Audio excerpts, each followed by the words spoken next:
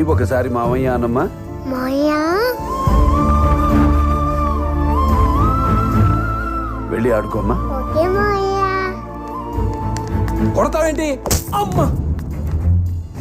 ఆరోగ్యం అది బాగుంది కదమ్మా? అరే మాట్లాడినా కూడా కొడతావేంటి అంటాను. అమ్మా! దేనికి ఎక్కువ టెన్షన్ పడకూడదమ్మా. ఈ టైంలో అస్సలు పడకూడదు. నీకు నీ అన్నయ్య ఉన్నాడమ్మా. ప్రాణం పోయినా ఏగా వాళ్ళనిస్తానా? ఉం?